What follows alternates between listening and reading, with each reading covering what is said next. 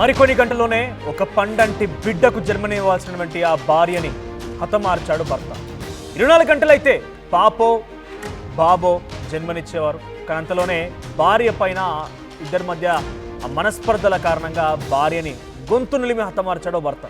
ఈ దారుణమైన ఘటన విశాఖ జిల్లా పరిధిలో చోటు చేసుకుంది. మనస్పర్ధలే కారణంగా అనూష అనేటువంటి భార్యని గొంతు నిలిమి చంపేశాడు జ్ఞానేశ్వర్. 2 నెలల క్రితం వివాహం చేసుకున్నారు ఇద్దరు కూడా. పిఎం పాలెం ప్రాంతంలో అనూష జ్ఞానేశ్వర్ నివాసం ఉంటున్నారు. అనూష అస్వస్థతకు గురైందంటూ బంధువులకు మెసేజ్ పెట్టాడు.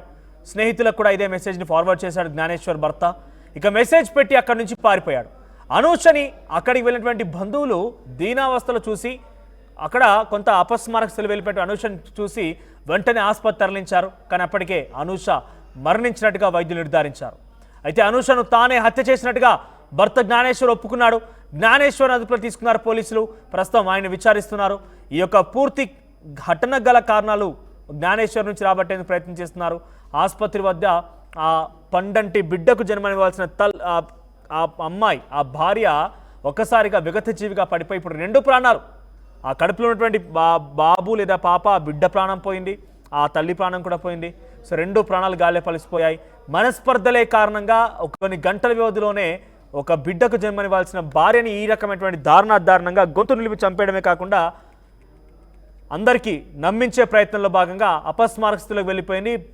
ఆరోగ్యం బాగాలేదని చెప్పి మెసేజ్ పెట్టి అక్కడి నుంచి పరారైపోయిన నేపథ్యం పెద్ద ఎత్తున ఆందోళన కలిగిస్తుంది. ప్రజెంట్ ఈ ఘటనపైన మరిన్ని అప్డేట్స్ మా ప్రతినిధి శివరామకృష్ణ అందిస్తారు. Sivaramakrishna, over to you.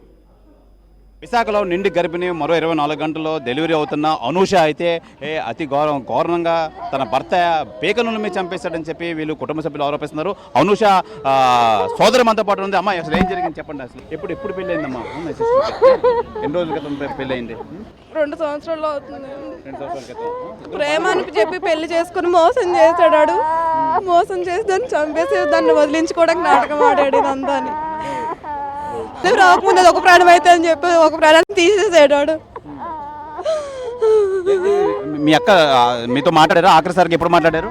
నిన్న ఉదయం మాట్లాడింది, నవ్వుతూనే మాట్లాడింది, బాగానే మాట్లాడింది. నొప్పులు రావట్లేదు, ఇంకేమి రావట్లేదు అని చెప్పి. రాత్రి కూడా డెలివరీకి నేను జాయిన్ చేసిన ఆడు ఒప్పుకోలేదంటే నేను చంపేయడానికి ఆడికి ప్లాన్ చేశాడు. ఆడ ఫ్యామిలీ వీళ్ళందరూ కలిపి.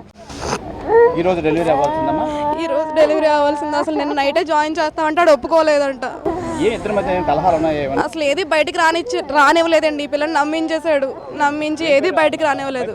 జ్ఞానేశ్వర్ చెప్పండి, ఏం చెప్తారు అసలు? సార్ వాడదాం సార్. మెయిన్ థింగ్ సార్ అక్కడ ఏంటంటే మాకు మార్నింగ్ ఫోన్ వచ్చింది, పలానా అలాగా అయ్యింది అని చెప్పి వచ్చారు. వచ్చిన తర్వాత చూసేటప్పటికి బాడీ చనిపోయింది అమ్మాయి. కేరళ దిగిపోయాము, చనిపోయింది. హాస్పిటల్ కేసు పంపని చెప్పారు. వచ్చిన వెంటనే అబ్బాయి స్టార్ట్ నుంచి మాకేం తెలియదు, ఏదో అన్కాన్షియస్ అయిపోయింది తెచ్చని చెప్పారు తప్ప ఇంకేం చెప్పలేదు. తీరా చూస్తే మెయిన్ థింగ్ ఏంటంటే సార్, మెయిన్ పాయింట్ ఏంటంటే ఆ అబ్బాయికి సార్ ఆ అబ్బాయి వాళ్ళు ఏంటో తెలియదు. అతనికి మ్యారేజ్ అయ్యింది, ఇలాగ ప్రెగ్నెంట్ అయ్యింది, అబౌట్ డెలివరీ ఏంటో తెలియదు. ఈ రోజు కానీ దాటితే మాత్రం కన్ఫర్మ్ అయిపోద్ది. దానికోసం నైట్ స్టెప్ తీసుకోవడం ఇంకేం కాదు. మరి నైట్ ఏ గొడవ తెలియదు, మార్నింగ్ చెప్పేశారు అంతే. మార్నింగ్ కూడా ఫస్ట్ ఒప్పుకోలేదు. తర్వాత జరుగుతున్న కొద్దీ ఏమైందంటే చెప్పాడు. ఫస్ట్ చేతితో పేపర్స్ అని చెప్పాడు. తర్వాత ఇప్పుడేమో ఇందాక పోలీసులు చెప్పాడు చున్నీతో చెప్పాడు అంతే. ఇంకేం కాదు, చున్నీతో పిసికేసాను, ఆ పేపర్ చంపేసాను చెప్పాడు అంతే. పిఎం పాలెం స్టేషన్కి వెళ్ళిపోయారు అబ్బాయి.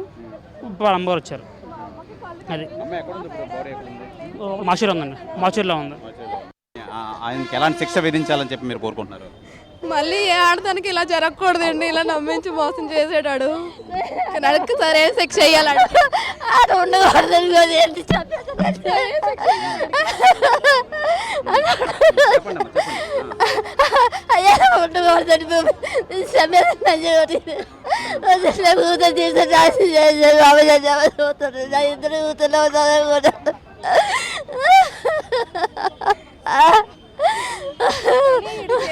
ఎవరు ఏం చేయలేరు, సైడ్ సపోర్ట్ ఎవరు లేరు అని చెప్పి చేసాడు ఇదంతా.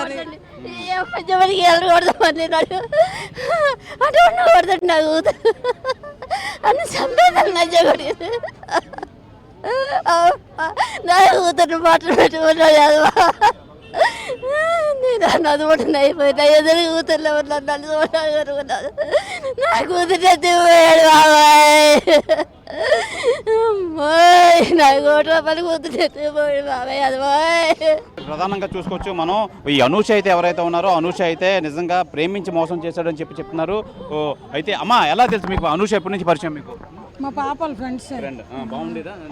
బాగానే ఉండేవారు మాతో అయితే అమ్మాయి మంచిదే కానీ మొన్న వెళ్ళాం మేము హాస్పిటల్కి మా పాప తీసుకుని వెళ్తే వాళ్ళ ఇంటికి వెళ్ళాం.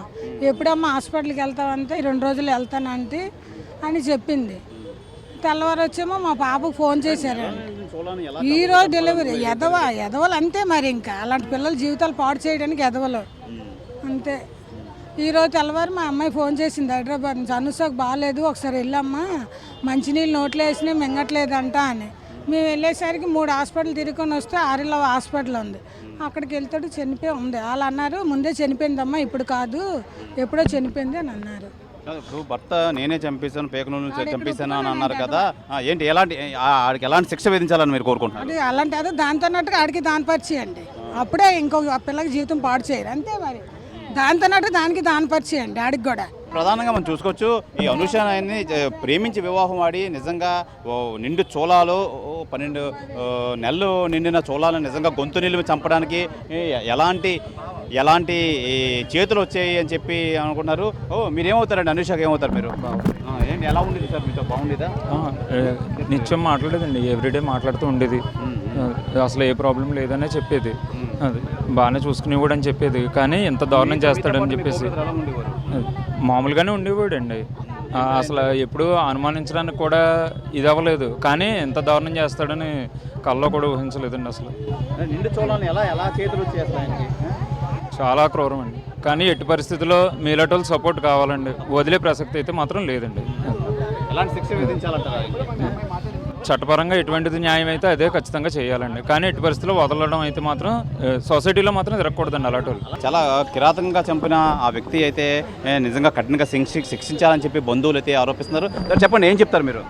సార్ శిక్షించాలి సార్, అబ్బాయికి వదలకూడదు. మా దగ్గర అయితే చాలా డ్రామాలు చేశాడు. మార్నింగ్ ఏమైంది అమ్మాయికి అనేసరికి లేదు పడుకున్నది నైట్ టైము 2 గంటల వరకు మాతో మాట్లాడింది పడుకుంది అని చెప్పాడు. పొద్దున్న లేపేసరికి ఇంకా లగట్లేదు అమ్మాయి అన్నాడు. మేము వెంటనే ఇంటికి వెళ్ళాం ఏమైంది అని చెప్పి. వెళ్ళేసరికి అమ్మాయి ఆల్రెడీ డెడ్ స్టేజ్లో ఉందన్నమాట, ఆల్రెడీ చనిపోయి ఉంది. మేము పల్స్ చెక్ చేసినా మాకేం తెలియట్లేదు, ఉందో లేదో మాకు ఐడియా రావట్లేదు. వెంటనే అందుకని అక్కడ పక్కనే హాస్పిటల్ ఉంటే హాస్పిటల్ పట్టుకెళ్ళాం. అక్కడ చూసి చెప్పారనమాట అమ్మాయి చనిపోయింది అని చెప్పి. అవునండి, అమ్మాయి ఇప్పుడు పోలీసులు వచ్చారండి. పోలీసులు ఇక్కడ కేజీహెచ్కి తెచ్చేసరికి పోలీసులు వచ్చారు. పోలీసులు వచ్చి ఇన్వెస్టిగేట్ చేశారు. ఇన్వెస్టిగేట్ చేసి ఏమైంది అని అడిగేసరికి అబ్బాయి ఏమొచ్చి ఫస్ట్ అంతా మాకు తెలియదు ఇలాగే అయింది అని చెప్పాడు. అబ్బాయికి ఒళ్ళు మీద అంతా గీతలు ఉన్నాయన్నమాట. ఈ సైడ్ చంపలంతా ఇలా గీరీస్ ఉన్నాయి, ఇక్కడ మెడ మీద చెయ్యి మీద గీరీస్ ఉన్నాయి. పోలీసులు ఫస్ట్ అడిగేసరికి నాకు అవి ఎలర్జీ ఉన్నాయి, అందుకే లేదంటే చంపల మీద ఎందుకంటే ఏడ్చుకున్నాను ఇలా పట్టుకొని అందుకే వచ్చే నాకు అన్నాడు. మళ్ళీ పోలీసులు గట్టిగా అడిగేసరికి అప్పుడు ఒప్పుకున్నాడు. నేనే ఇద్దరికి గొడవ అయిందంట వాళ్ళిద్దరికి. అబ్బాయి చెప్పడం అయితే ఇదే, వాళ్ళిద్దరికి గొడవ అయింది. ఆ గొడవలో అబ్బాయి కోపం వచ్చి అబ్బాయి ఏమొచ్చి ప్రెగ్నెంట్ లేడీ అని చూడకుండా. భార్యాభర్తలు అన్నాక చిన్న మనస్పర్ధలు రావడం కామనే, కానీ అదే మనస్పర్ధలు మనసులో పెట్టుకొని నిజంగా పీక నులిమి ఈ నిండు చూలాలైన భార్య అనూషను అయితే జ్ఞానేశ్వరు అయితే పీక నులిమి చంపడం అయితే నిజంగా వివాదాస్పదమైంది. నిజంగా అందరూ ఆశ్చర్యపరిచే విధంగా అయితే ఈరోజు డెలివరీ అవ్వాల్సింది అనూష నిన్న రాత్రి భర్తే స్వయంగా పీక నులిమి చంపడంతో నిజంగా ఇది బాధాకరమైన విషయం. కంపల్సరీగా ఆ జ్ఞానేశ్వరిని కఠినంగా శిక్షించాలని చెప్పి ఈ అనూష సోదరు కానీ తల్లి కానీ అయితే తెలియజేస్తున్నారు. ఏదేమైనా ఇలాంటి కఠినంగా శిక్షిస్తే మరొకటి ఇలా తయారవకుండా ఉంటాడని చెప్పి ఈ బంధువులు కానీ స్థానికులు అయితే ఆరోపిస్తున్నారు. కెమెరామెన్ మూర్తితో శివరామకృష్ణ RTV, విశాఖ KGH వద్ద నుంచి.